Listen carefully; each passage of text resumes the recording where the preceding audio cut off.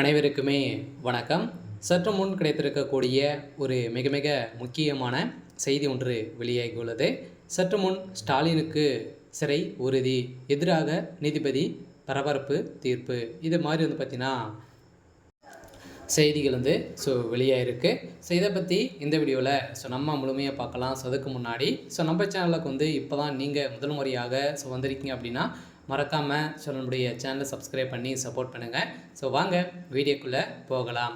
முதல்வர் ஸ்டாலின் அவர்களுக்கு சிறை உறுதி அப்படின்றது தான் இப்போ பரவலாகவே ஒரு செய்தியும் பரபரப்பாக தகவலும் பார்த்திங்கன்னா வெளியாகி வருது இல்லையா.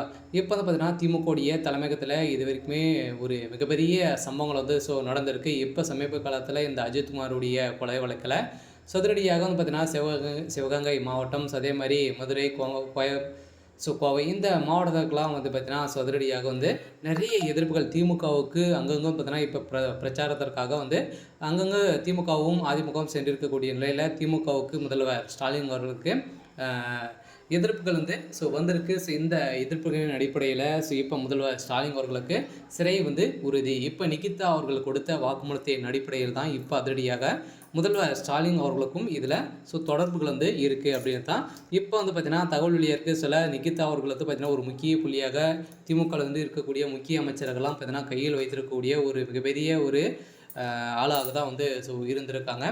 இந்த நிலையில் தான் ஃபோன் கால் பண்ணி பார்த்தீங்கன்னா ஒரு முக்கிய நபருக்கு கால் பண்ணி இது மாதிரி சொல்லியிருக்காங்க. இந்த நிலையில் அவர் பார்த்தீங்கன்னா இந்த கோயிலில் காவலாளியாக இருந்த அஜித்குமார் மீது வழக்கு பதிவு செய்யாமலே பார்த்தீங்கன்னா அங்கே தனியாக இருக்கக்கூடிய ஒரு ரூமில் பார்த்தீங்கன்னா அடித்து கொலை செய்யப்பட்ட சம்பவம் அதிர்ச்சியை ஏற்படுத்தியிருக்கு. இதன் அடிப்படையில் இப்போ பார்த்தீங்கன்னா நிகிதா அவர்கள் கைது செய்யப்பட்டிருக்காங்க. சலா அவர்கள் கொடுத்த வாக்குமூலத்தின் அடிப்படையில் இப்போ முதல்வர் ஸ்டாலின் அவர்களே பார்த்தீங்கன்னா ஒரு அமைச்சர்கிட்ட பேசி பார்த்தீங்கன்னா அந்த அஜித்குமார்கிட்ட பேசியிருக்காரு. இந்த நிலையில் இப்போ அதிரடியாக அந்த அஜித்குமார் அவர்களும் அதே மாதிரி அஜித்குமாருடைய ஃப்ரெண்டு அவங்களாம் பார்த்தீங்கன்னா வாக்குமூலம் கொடுத்துருக்காங்க. சில முக்கியமாக பார்த்தீங்கன்னா போலீஸார் அவர்கள் தான் பார்த்தீங்கன்னா அவருக்கு கஞ்சா வலிக்கட்டாயமாக கொடுத்து பிடிக்க வைத்து இவர்களை பார்த்தீங்கன்னா அடித்து கொலை செய்யப்பட்டிருக்காங்க அப்படின்ற மாதிரி இப்போ நிரூபணமாயிருக்கு. சில இப்போ போஸ்ட்மார்ட்டம் ரிப்போர்ட்டில் வந்திருக்கு. இந்த ரிப்போர்ட்டின் அடிப்படையில் இப்போ திமுக ஆளுங்கட்சியாக இருக்கக்கூடிய நிலையில் பார்த்தீங்கன்னா மக்களுக்கு எந்த ஒரு நற்செயல்களுமே பார்த்தீங்கன்னா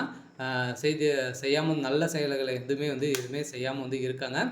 இந்த அடிப்படையில் இப்போ திமுகவுக்கு வரக்கூடிய மக்களுடைய வாழ்க்கையே பார்த்தீங்கன்னா முடித்து விடக்கூடிய அளவிற்கு தான் இப்போ திமுகவுடைய தலைமுகம் செயல்பட்டு வருது.